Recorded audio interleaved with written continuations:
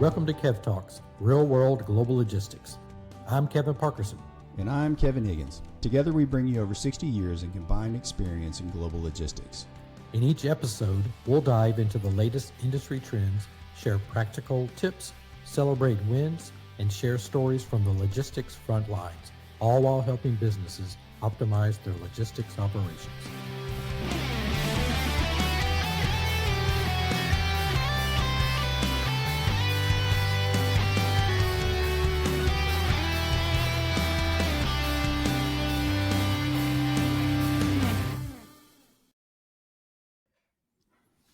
Hey, welcome back.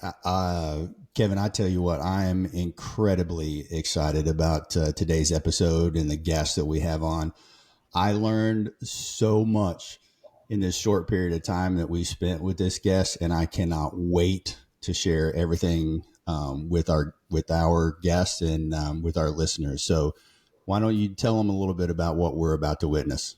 Yeah, this is a real treat for me as well. So this episode is part of a series called Empowered Logistics, Navigating the Future Through People. This series focuses on leadership, skill building, and mentorship within the logistics space, and with an overarching belief that the future of logistics belongs to those who empower others. We aim to showcase how empowered individuals and teams are driving more sustainable and effective industry. So, like I said, this is really a treat for me. Today's guest is inspiring, very thought-provoking. I've recently had the pleasure of knowing and learning from her. So our guest is Cath Earl. She's a transformational coach and seasoned supply chain consultant with a unique ability to help individuals and organizations navigate complex challenges while staying in control of their time and energy. With nearly 5 years of coaching experience and 11 years in global logistics and supply chain consulting, Kath specializes in guiding people to eliminate stress and burnout, enabling them to reclaim their time, reduce work hours, and enhance their productivity, all without sacrificing personal fulfillment or professional success. How about that? So through Cath Earl's coaching, you learn to manage your life with ease, freeing up evenings and weekends for enjoyment rather than recovery, and rediscovering their purpose. Whether you're at a crossroads in life or looking to optimize your performance, she helps you define what you truly want and shows you how to achieve it. Mm. So before stepping into the world of coaching, she built a successful career with Kraft Heinz, where she led supply chain teams, managed global ocean freight procurement, and spearheaded a change management initiative, including the integration of supply chains and ERP systems implementation. As a mentor and change advocate, Kath has consistently empowered teams and individuals to embrace progress and transformation. She has a sharp insight into how large companies struggle to engage people in change and believe that fostering the right mindset and culture is key to driving sustainable success. Kath is passionate about making a lasting impact, helping people and businesses alike not just survive, but thrive by mastering their mindset and time management. Let's get started. Let's go.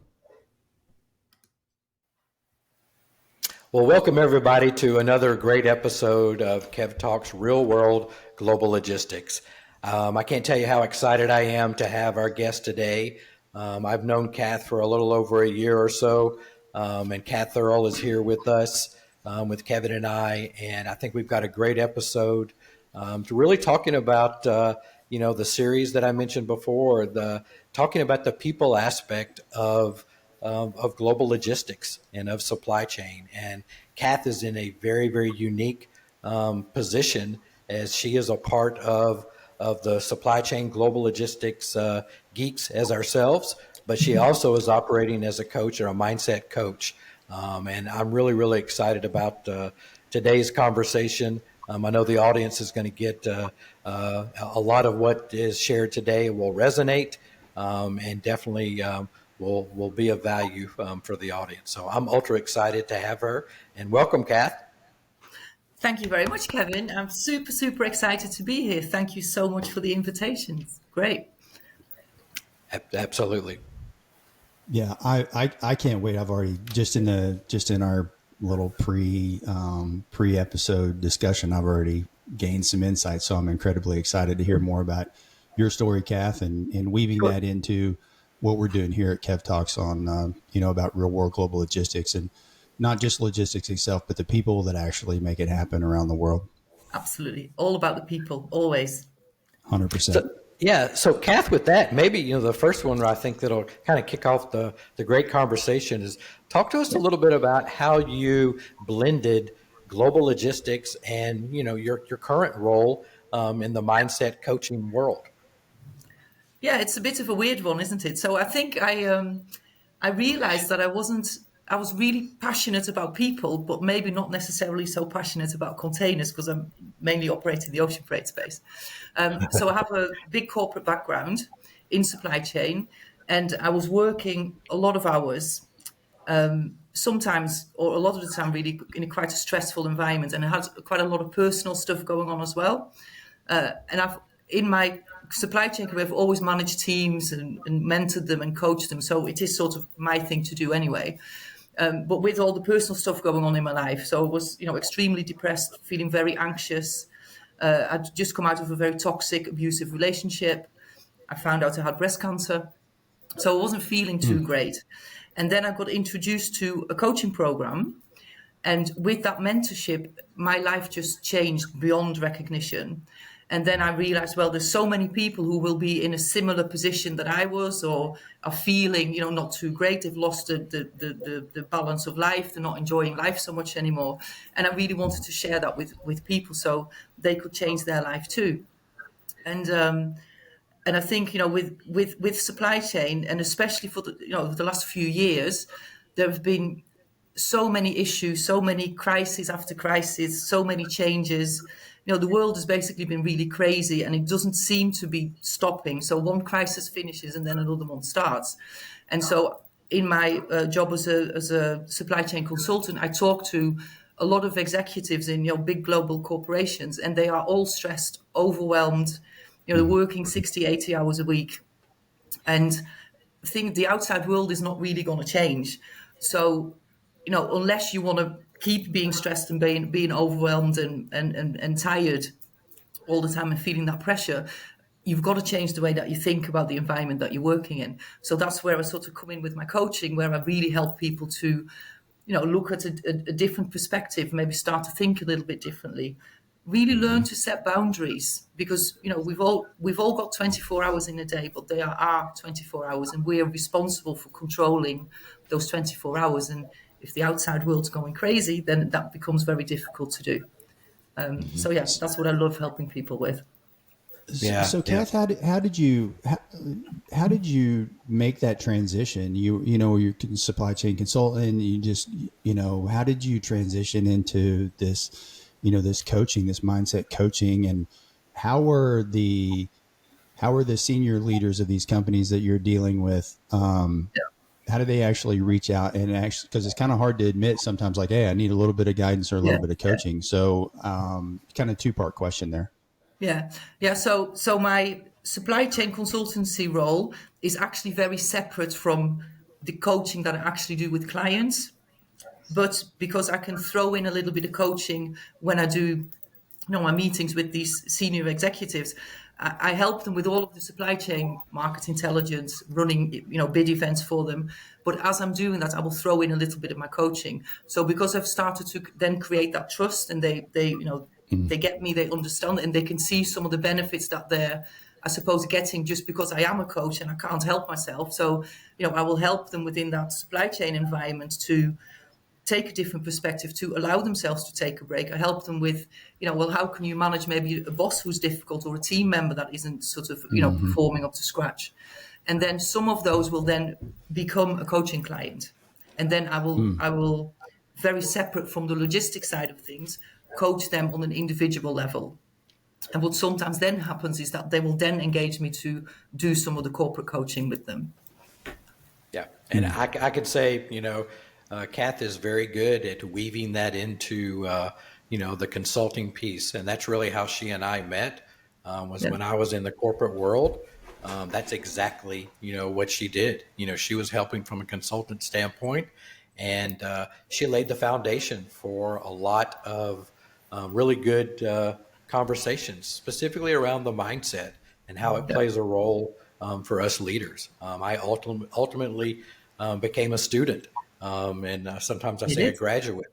But Yeah. I became a student of Kath and the program that she has, and I can tell you it is a powerful program, um, uh, and can make a huge difference, and has made a huge difference. And one of the reasons I'm doing a podcast right now is the direct Yeah. result of a program, in the work that Kath and I did through the course of a year or so. So that's another reason why I think it's really important to have and highlight, Kath and her work and the program, is because I'm obviously a very big proponent of the program. Yeah, yeah, and we've seen amazing changes, haven't we? And especially in the way that you feel, the way that you approach life, the mindset, taking time out and enjoying life rather than allowing the outside world to really stress us out, because it can do if we allow it to, for sure. Yeah. Absolutely. Yeah. And the So funny thing is that a lot of the time, my supply chain clients, they don't even know that they're really being coached, but I'll just put little exactly. snippets in Yep. and then get them to think a little bit. And maybe if I can give an example, which always makes me smile. So sometimes we're late for a meeting, right? Something happens and we're late. But nobody is ever purposely late. So if there is, if you've set up a meeting for 11 a.m. and you turn up at 5 past, what we tend to do is we say, "Oh, I'm so sorry for being late." But nobody ever sits there and goes, "Oh, it's 11 o'clock, so I'll just wait 5 minutes before I dial in," because something happened. So when you go into something and apologize, you sort of make yourself feel like you've done something wrong. And now other people in the meeting start to think, "Oh, well, he's done something wrong or she's done something wrong." So I say, rather than come in and say, "I'm sorry," say, "Thank you for waiting for me. I appreciate that you held on for me." And then immediately you show appreciation to the other people in the meeting, and they feel great because they feel appreciated. So you start the whole meeting on a completely different vibe. And you can do this at work, but you can do this at home too, Yeah. as an Yeah. example of how that Yeah. works. Yeah. No, I recall that example, you sharing that with me, and I I know, may that's have why I heard said it it. before. Yeah, yeah, but it resonates, and I Yeah. think all of us, in corporate world, have experienced exactly that, being late for a meeting and apologizing. And I love that mindset and that approach, and that's why,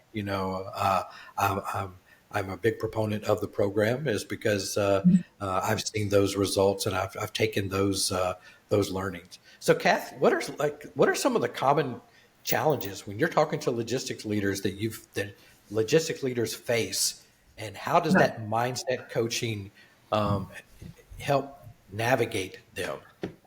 Yeah. So I think the world is crazy. So people have been under pressure for a long time. And it's okay, if you work on a little project or there's a couple of weeks where you're extremely busy, then we sort of manage that. But I think, the just repeat your question again, because I tend to go off track. Go and tell me the question Yeah, again. no. Just like, what are the common challenges as you've talked to Yeah. many leaders, and you Yeah. weave in some of the mindset as you're consulting? What are those common challenges that the leaders actually share with you that a mindset coaching can actually help them Yeah. navigate? Yeah. So one of the biggest challenges is that they're too busy, but that Yep. is actually a perception. A big challenge that I see with a lot of the senior leadership is that their leaders keep asking them for updates. So there's, a couple of my supply chain clients, they spend their time, the senior directors, and they're spending their time reporting back up the line what's going on. So I think we are, the senior leadership can ask people for too much. And really what we need to do is let people do their job. You employ people in your Yes, business, Yeah. hopefully because you trust them to do the job. So let them do the job. I also absolutely. see that a lot of senior leaders who really are in the business. That's why they're in the business, is to do the strategic thinking, to do the planning ahead. That they are getting way, way, way too involved in the detail. And part of that is maybe because people in the industry, some people don't really understand the industry, so they're making mistakes. Yeah. But also because people can be used to getting into the detail. So one of the examples I always give is, for us to, for instance, get a promotion and to move up the career ladder, it means that we can do that because we've done our current job right. But as you're moving up, you need to move away from more detailed day-to-day working to taking a step back and taking a helicopter view. But there isn't really a lot of, as far as I can see, there isn't really a lot of leadership training that goes on when people move up the career ladder. So if you are not a natural leader and you can naturally sort of make that transition from being more day-to-day into being more strategic, your comfort zone is in the detail.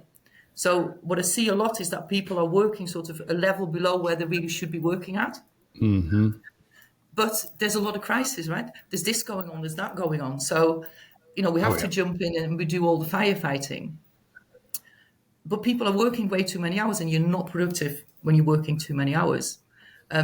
So I say, take responsibility for your own job and allow other people, the people in your team, to be responsible for their job. I love that. Yeah, Yeah. I What? do too. One of the things that somebody told me, and I hope this correlates, is when I was coming up in Walmart in the early to mid '90s, and kind of got my first promotion, moved into director of global transportation.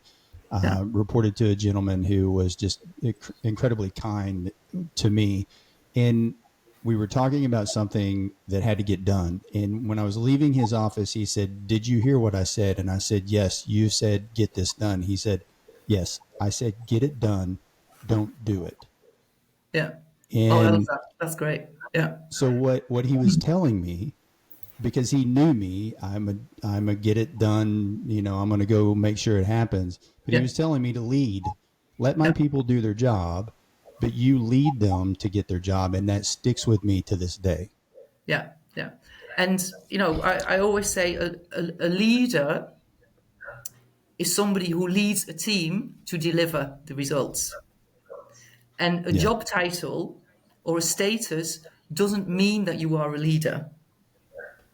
Right? So there are Wow. there are really, in a way, two types. Well, if we talk specifically about leadership, you can say there are two types of people. One is a leader, and the other is a victim. Now, a true leader will take responsibility, and they will take that responsibility because their goal is way stronger than the excuses. And a true leader will make decisions very quickly, very firmly, and they very rarely change them, if at all. Right. So when you talk of victims or people that are not a leader, they are looking for excuses why, for instance, something can't be done or why Yep. it's too difficult. But a true leader they have a vision, and they will get their people along on the journey to achieve that vision. So they have to be great communicators. They have to be great decision makers. They have to be really clear on what that vision is, and they have to really understand their people. So, the best leaders that I meet are leaders who, if we talk in the work environment, definitely never have more than 6 people reporting to them. Because if you have more than 6 people, it's too much, because you cannot lead the people, because you've got to know your people. So one of the things to do is to have a one-to-one for at least 15 minutes with each of your team members once a week, because you want to get to understand them. You want to understand what their issues are, how you can help them to solve their own issues, but also to point out wins. And what I really find is that most companies are really very short-term thinking. We've got to get this resolved, and we've got to look at the quarter numbers for the quarter. And so they're pushing their people to put quick fixes in place. And in the long term, that doesn't work. Yeah. Yeah. So we have to really get our people to be empowered. So, and I totally agree with what you said, Kevin, about, you've got to get it done, don't do it.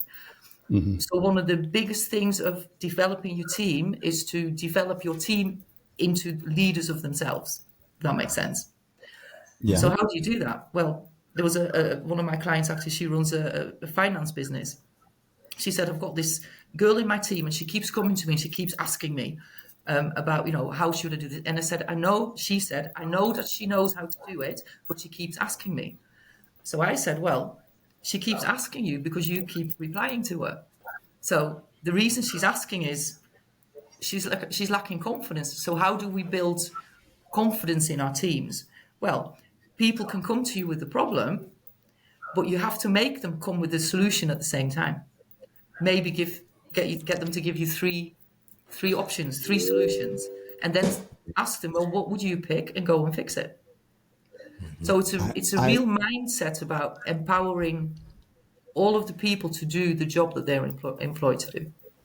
I cannot tell you how much I love everything that you're saying, and it just reminds me of some of the greatest people that I've ever had the experience of working with. And there's 2 points. I want to make this one first. The same person who told me to get it done, don't do it, also told me, and it's related to comments that you made.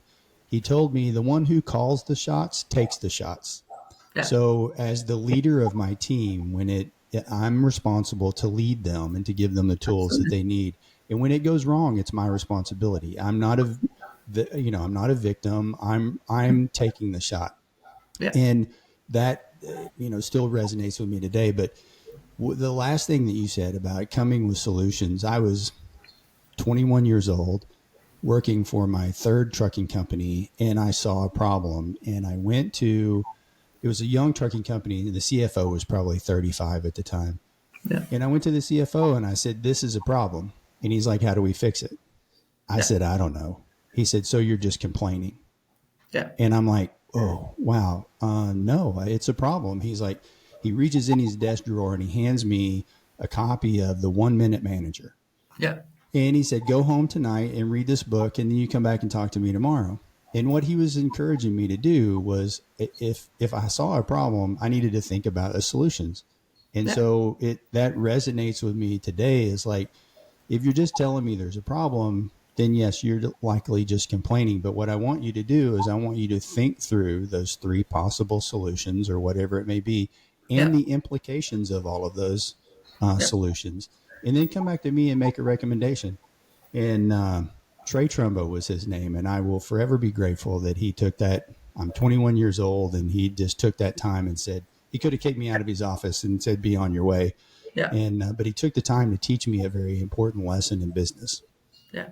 Oh, absolutely agree. And the thing is that if we have, I totally agree with you about the book stops with the leader, because if your team fails, it's easy to say a particular member of the team or a couple of people in your team, they didn't do Mm-hmm. the job right. But Right. you as a leader are responsible to them. So Yep. who failed? Yep. Yeah. No, Yep. it wasn't. I Absolutely. mean, the team might have made a mistake, or it didn't go well. But you, Yeah. as the leader, are responsible to them. You're not responsible for them. You're responsible to them to make Yep. sure that you give them the environment where they can thrive. Another Yeah. characteristic of a great leader, they create an environment where people can thrive. And a lot of leaders want people to think well of them, but a great leader wants people to think well of themselves. Yeah. 100%. Yeah, and 100%. and I and I I love know, that. yeah, and I know that. So in my early on in my career with Heinz, I was very very very fortunate to have really good mentors in Heinz. And my first step into management, I knew I absolutely wanted to do it, and I sort of believed that I could do it, but I had no clue how I was going to do it. And it was really the belief of my director in me and my capabilities that got me to do it. So as a leader, you have to allow people to borrow your belief in them. And a great leader sees the good in people. Mm. He or she draws out the good in people. And that's a mindset, because if you as a team member see your leader do that, it automatically changes your mindset, because you'll copy. And guess, what, so you can imagine what kind of a really, productive and efficient work environment that creates. Yeah. Super So, important. Kath, that's great. So, Kath, you mentioned mentorship and you having a great mentor.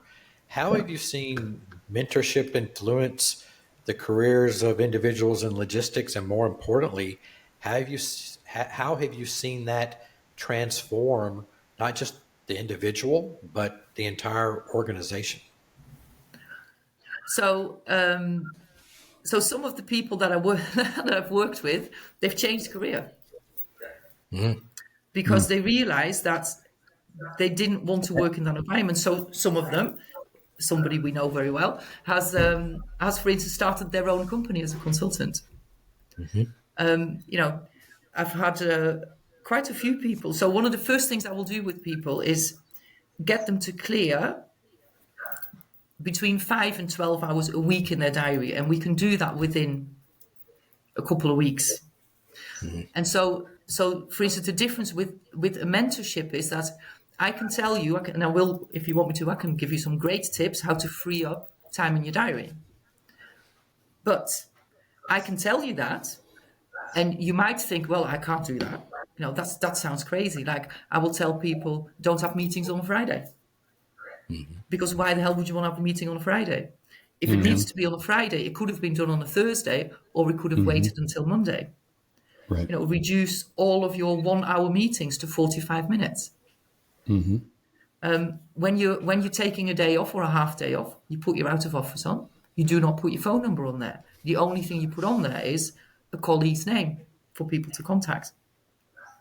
Things like when you're on holiday, vacation, you would say in America, put an extra day. So if you're back in the office on Monday the 3rd, put your out of office until Tuesday the 4th. Love that. I do Exactly. too. Yeah. And 100%. it's things like, we have all these pop-up things coming up. So you have your phone and a message, it'll tell you you've had an email, you've had a message, you've had such a thing. On our laptops or on our computers, we'll be working on something, and this thing pops up to say you've had an email. It completely stops you focus on whatever you were doing, and you don't need to change your emails all the time. Need to check your emails all the time. If you check your emails first thing in the morning, last thing before you go home, and maybe once in the middle, that's all you need to do. Because if there's a matter of life and death, which there hardly ever will be, it doesn't matter. You don't need to be, but it's very distracting. So I give people these tips, and a lot of them will say, I just can't do that. No meetings on a Friday. Are you mad? Can't do it. But of course you can, because all my clients are doing it. So what a mentorship does is it holds you accountable. So the first thing I do with people is I get you thinking outside of your box, because everybody's living the way that they're living right now. Life is as it is right now because you know how to do that. Because you're comfortable with it. Even if you're not happy, you're comfortable with it. So it's a habit. The way that we're living now is a habit that we've gotten into. And some of them are good habits, and some of them are not so good habits. Right. So what we need to do is we need to change your habits. And we can only really think within our current frame of reference.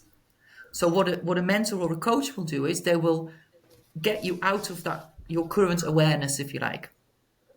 And they will give you ideas as to how you can do it differently. They will allow you or enable you to open up your mind so you can come up with ideas how to do things differently.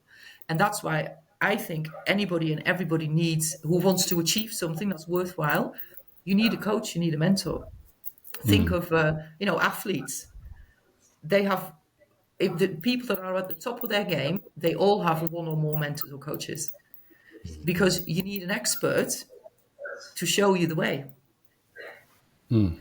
So the mentorship allows you to, rather than just soak up information and transfer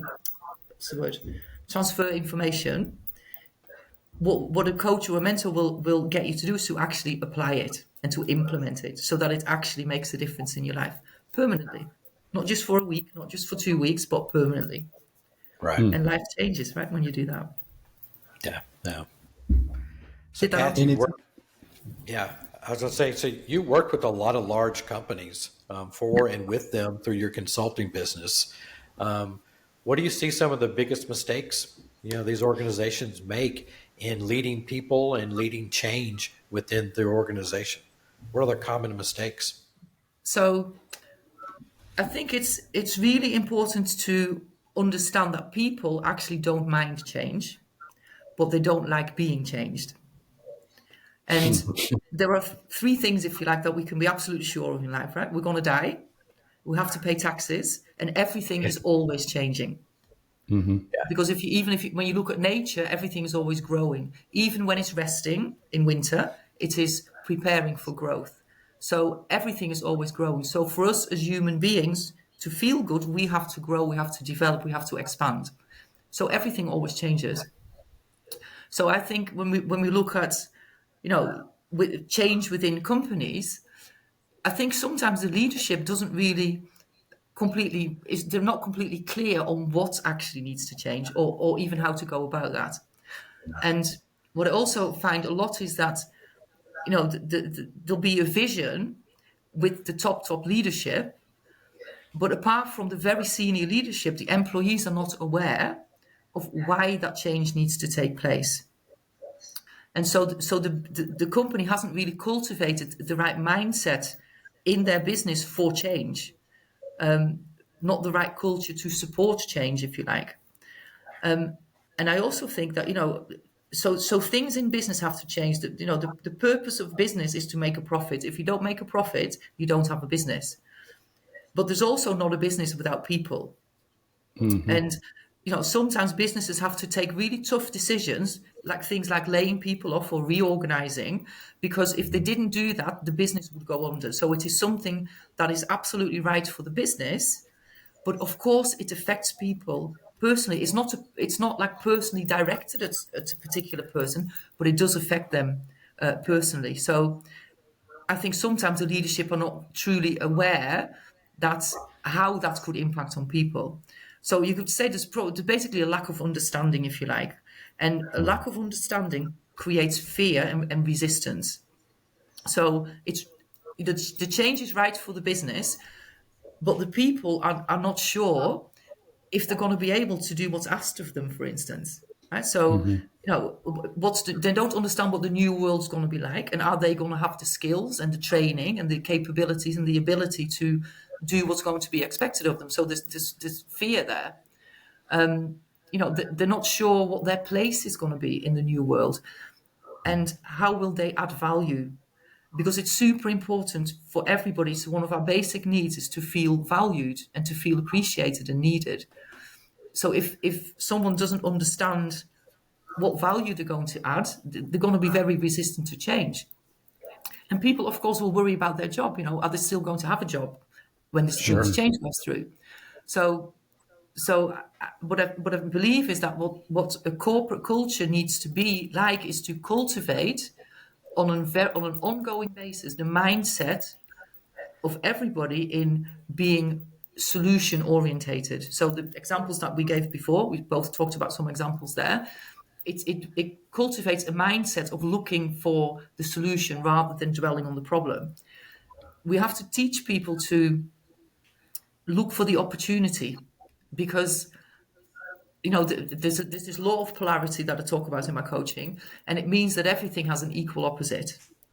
So, as an example, there's no left if there was no right. You couldn't be inside a room if there was no outside. You can't experience hot if there was no cold. So everything has an equal opposite, which means that everything that's negative has to have something positive in it, as something that's positive will have something negative in it. There cannot be a problem without there being a solution. But it's the choice that you make in your intellectual mind as to what you're going to focus on. So if a company wants to be very agile in change, they have got to, their culture has to be one of looking for opportunities, looking for solutions. And I think if you can teach your people to do that, then even if someone may lose their job, they can see that as an opportunity. So there'll be less resistance. Does that make sense? Yeah, absolutely. Yeah. Yeah. Man, there's a lot to unpack right there. Oh, Right? absolutely. I Yes. could talk about You this have for, to marinate in it for a little I could do bit. Yeah. 2-day workshops on stuff like this, right? So yeah. Yeah. And That yeah. that was awesome. Yeah. Yeah, So, and Kath, I think go ahead, Kevin. yeah, I was just gonna say, like, I've always believed that, like, what you were saying is, you give the people the opportunity to participate in solving the problem, right? And there can be a vision, and this is where we need to get to, and this is what we got to do. We either got to cut costs, we got to cut expenses, we got to do something like that. And I think a lot of times, as you know, the senior leaders or senior executives, we tend to feel like, that those are our problems to solve, and we don't actually involve those people that are, boots on the ground, if you will, in solving those problems. So what would you tell, some senior leaders who are faced with those kinds of things, and how to effectively communicate down to the people who actually make the difference and are going to be responsible for implementing that change? What kind of Yeah. guidance would you give them? So, I want to touch on, if that's okay, first on cutting costs. So what a lot of companies do is, when times are tough, they cut costs. So they will cut travel costs. They will, sometimes they even stop things, like maybe some companies have like they give their employees, I don't know, a voucher for 25 quid every month or something like that. They stop that. They stop the travel. They stop R&D spend. And if I talk specifically about and training, they'll stop the training. And what I see a lot within supply chain and logistics is that the cut costs. You can't travel, you can't go and see your LSPs. Now, that is a very short-sighted view, in my opinion, because if you don't have a great relationship with your LSPs, that's going to cost you in the long run. One, they're not going to give you the Yes. service anymore, and not getting a good service costs a lot of money. Yep. Next time, they won't give you the best rates because they've no personal connection with you anymore. When we look at training, so we'll cut the training budget. But if you don't train your people to do a job in the right way, they're going to take 3 times as long to do it. They're going to be demoralized. So again, True. in the long run, that's going to cost a company way, way more. And then, a company has to generate revenue. So if you cut R&D cost, if you cut advertising cost, promotion cost, if you cut all of that, the world is not going to be aware of your product anymore. So for me, the right mindset in any business is, okay, times may be tough, but is that what I want? Because we ultimately become what we think about. So what I always sort of get people to think about is, okay, well, rather than cutting the costs, and of course, you don't want to be spending money that you don't need to spend, but rather than just purely focus on cutting costs, really start thinking about, well, what are other ways that we can generate more revenue? Because there is always an opportunity everywhere. And actually, this research over many, many years has shown this, that there are actually more companies who do really well in times of depression and downturn.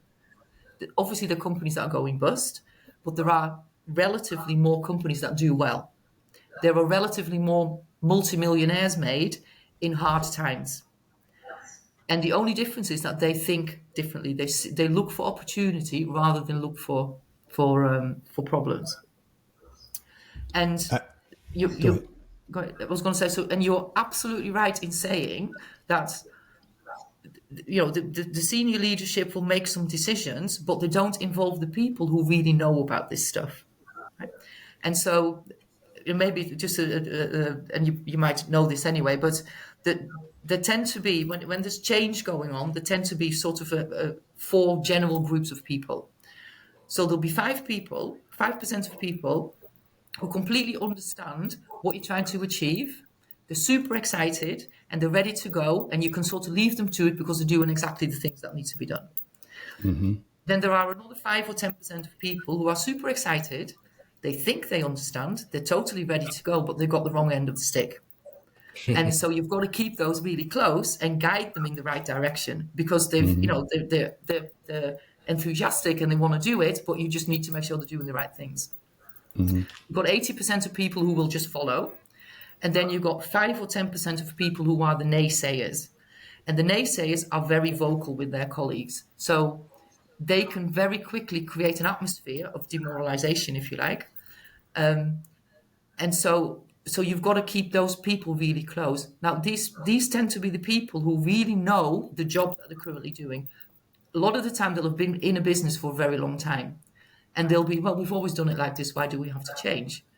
So those are a really great group of people to build up to change, to start getting them involved very, very early on, to help them if you need to with the help of a coach, so to cultivate the right mindset, because they'll say, no, we can't do this, no, we can't do that, but they actually have the knowledge because of their experience how you could do it. So if you can tap into that and make them feel important and then bring them along, their experience is going to make sure that you can implement change very, very quickly, but you have to engage them in the right way.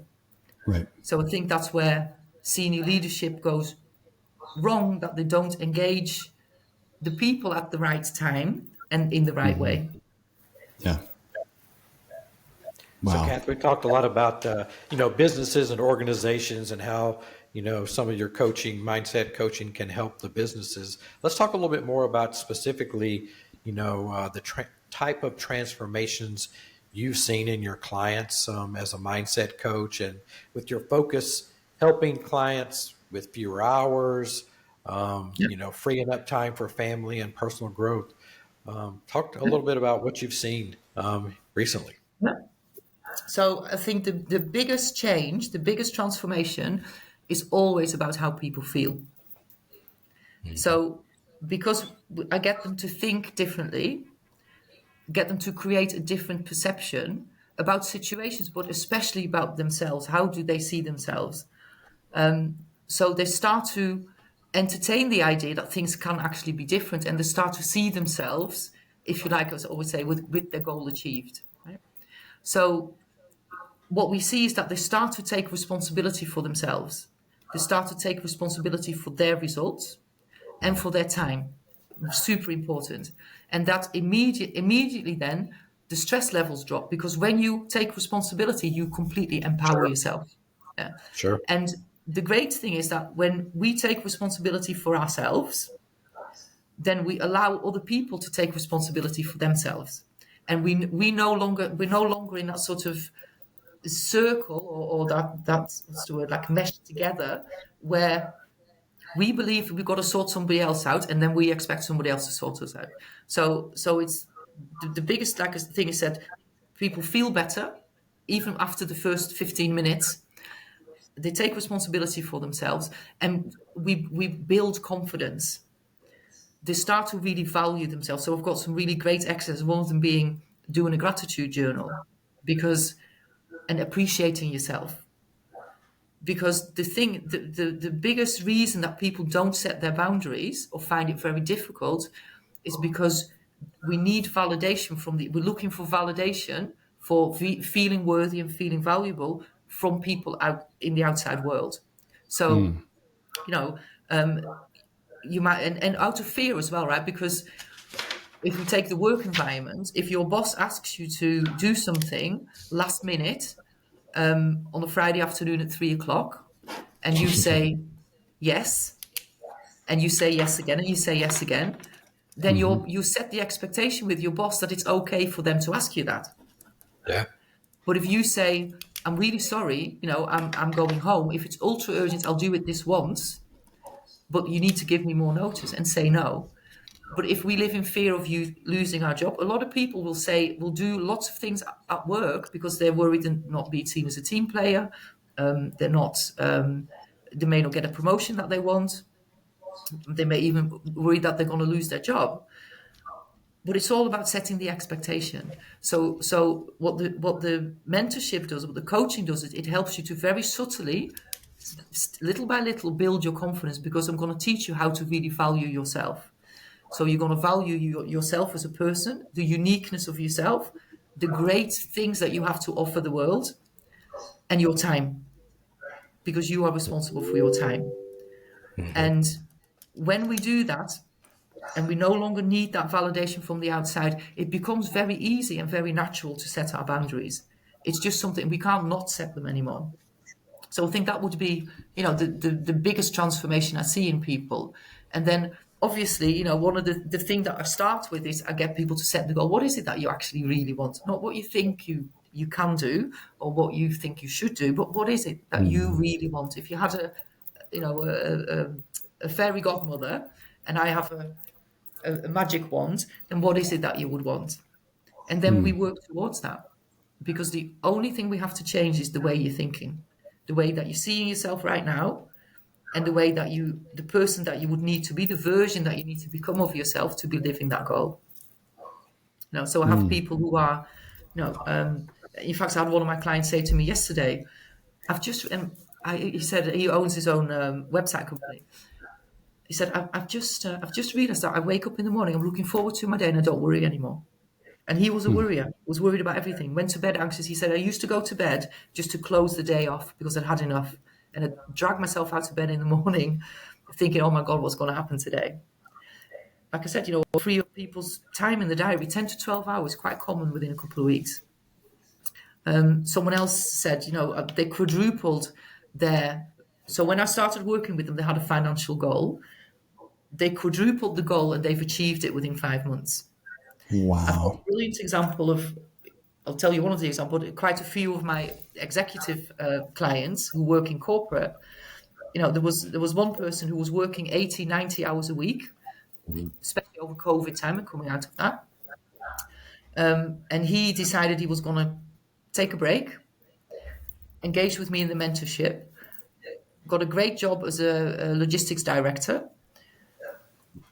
working Monday to Thursday. That's it. Doesn't work on Fridays. Wow. Takes his kids to school. He's got a young family. Picks them up most of the time. He does not start work till 9 o'clock, and he finishes work 4 or 5 o'clock at the latest. He has dinner dates with his wife again. He's started to pick up some hobbies, and he feels great. And he is way, way, way more productive because he's taking his recovery time. He's taking his downtime. He has just been promoted to be responsible for supply chain globally. And one of the things he managed to do within a very short period of time, a few months, is set up a centre of excellence, and nearly every single business unit is now part of that centre of excellence. And he works 32 hours a week. And That's so it's because he impressive. started to see that as a possibility. Yeah. And there's lots of those kind of examples where people just realize, okay, well, what is it that I actually want? Because one of the big things is that if you're used to working so many hours and you're used to being stressed, and you've not thought really about, who would you be without that? So I can say to you, I can free up 10 to 12 hours in your diary. And you might think that's a great idea, but actually I don't know what I would do with those 10 to 12 hours. So guess what? You ain't never going to free them up, right? Right. Yeah, that's exactly right. There was a saying I read this past week. You talking about the boss calling you on Friday afternoon or something like that, and it's the more you tolerate, the more they put you through. Absolutely. And that hit home for a lot of different reasons, from a professional and from a personal perspective, right? Yeah. So I think we can all be subjected to that. Yeah. And I think the misconception that most people have is that we blame the boss. Yeah. We blame the boss for, well, he shouldn't be doing this. He shouldn't be ringing me. He shouldn't be asking me to do this. But we are allowing it. So the boss, how does the boss know that you don't want to do it? Because the boss thinks, well, the boss works 100 hours a week. He thinks that's normal. So we allow all these things to happen. And this is the big thing about taking responsibility, is that, okay, well, there are certain things in my life that are not how I want them to be. How do I want them to be? And how can I change me? Because your outside world is a direct reflection of what goes on inside of you. And you cannot change your outside world unless you change something inside of you. So unless you start setting boundaries in the nicest possible way, because the problem is you've set an expectation, because for the last 5 years, you've allowed your boss to ask you at 3 o'clock on a Friday to get a presentation on his desk on Monday morning at 6 o'clock. So you've got to re-educate your colleagues. You've got to re-educate. But it's your responsibility, not theirs. It's your responsibility. And people struggle with that, right? Because it's way easier to complain about the boss, or it's way easier to complain about a person that's not performing in our team. But you are the leader of yourself. You are the leader of your 24 hours. You are the leader of your life. So step up and lead it. I love that. Well, Kath, this has been great. You have given us so much to marinate on and think about, digest. We definitely have enjoyed having you here. We've got to have you back for a part 2 or 3. Yes, I please. hope As part so, of our yeah. series. We would love to do that. I've got a couple of closing thoughts. Kevin, anything else from you? No, I wrote down a couple of things that that Cass said that I'm going to take action on. Quite honestly, is a gratitude journal. So Yes. I've got this huge personal focus on gratitude right now, and so I'm kind of documenting some of that through videos and different things like that. But I love this idea of a gratitude journal, right? And I do want to ask one question though, because like Kevin and KP and I are, we worked for corporations, you've worked for corporations, and now we're both kind of, we're out on our own, and I've got a new startup company, and it can get really lonely sometimes, I think, at certain levels, because there's, you're by yourself all the time. So this CEO level, kind of startup level coaching, I think is incredibly important. And I think we can talk more about that in the next time that we have Kath on, Kevin. But I just, kind of want to plant the seed on that. And then, just asking yourself, what do you really want? What do you really want? And, I don't know if you know Lynn Wong or not, but Lynn has been asking me that question for a long time. She's like, what do you really want? And so I appreciate that question. And so I'm going to focus on the gratitude journal. I love that idea. And that's the one thing that makes an immediate difference, the gratitude, because it makes you start to look for the good stuff. Yeah. And so absolutely. do it as early as you can in the morning. Write down 10 things that you're grateful for, and do it as late as possible before you go to sleep, and write down 10 things that you're grateful for. And I love that. You just to very quickly touch on, so the question about what is it that you really want, it is really important to allow yourself to open up. Now, one of the things I do with my clients, the very first sort of session that we have is, even before the session, I send them a list, and Kevin, you'll remember this. I send them a list of 14, 15 questions, because what we really want isn't actually about the thing. It's about a feeling, because we believe that we will feel better in the having of what we think it is that we want. So I think, again, the mistake a lot of people make is that they start to look for what it is, what is the thing that I want, what is the job, what is the amount of money, what is it? But what I really want to get people to think about first is, how do you want to feel when you wake up in the morning every day? How do you want to feel when you go to bed? Yeah. What are you really good at? Because, again, we tend to focus on we call them not weaknesses anymore. I don't think you're allowed to say that anymore. But what are the things that you need to develop? And I think about that very differently. I think, well, something that you're good at, you're probably good at it because you love doing it. So if you develop what you're already good at, you're going to be brilliant. You're going to be excellent at it, and you're going to love what you do. If you try to develop things that you don't enjoy, you're not very good at, no matter how much you develop it, how much you learn, you're only ever going to be mediocre. So develop your strengths and delegate and manage your weaknesses. And so setting that goal, you've got to ask yourself, and there's, like I said, 14 different questions, but you've got to stop yourself from asking, from thinking about the how you're going to do it. Because as soon as we think of something, we think of, how am I going to do it? Oh my God, I don't know how I'm going to do it, because I've never done it before, and so I can't do it. But I want you to take the example of learning, when you were learning, for me many, many years ago now, to drive your car. You wanted to drive your car, you knew you were going to do it at some point, but when you got in that car, you had no clue how to operate that. So you're on a journey from where you're at now to where you want to be. And it's a learning journey. And that's what my coaching is I take you from where you're at now to where you want to be. We close that gap through learning. So when you determine what it is you really want, you don't need to know how you're going to do it, because you're actually not going to know how you're going to do it, because it's new. So allow yourself to dream. Kevin, Dream big and dare to fail. Yeah. Kevin, I started a gratitude journal about a year and a half ago, and it is my first thing that I do first thing in the morning. It is my first meeting as a meeting planner on my calendar, so it doesn't. I don't forget, and it is a phenomenal way to set your mind correctly for the day's events. So I would strongly recommend, if you're not doing a gratitude journal, try it.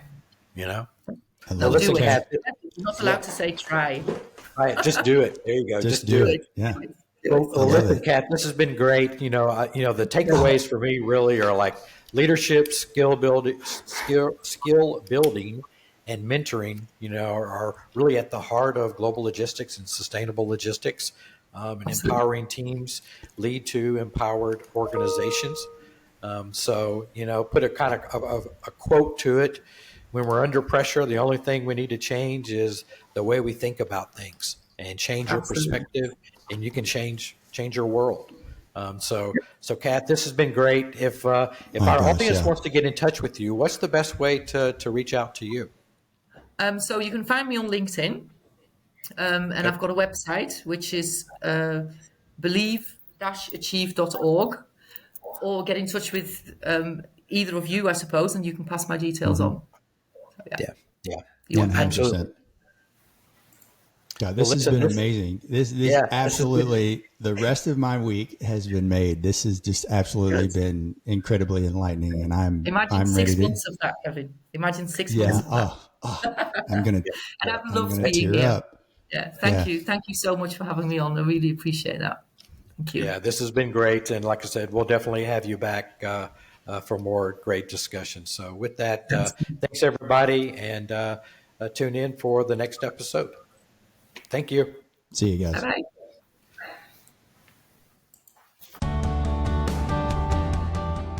We hope you enjoyed this episode of Kev Talks, Real World Global Logistics. If today's discussion inspired you, don't forget to follow, subscribe, rate, and share our podcast. Remember, every great journey in logistics starts with a single step forward. Let's continue working together to transform the industry.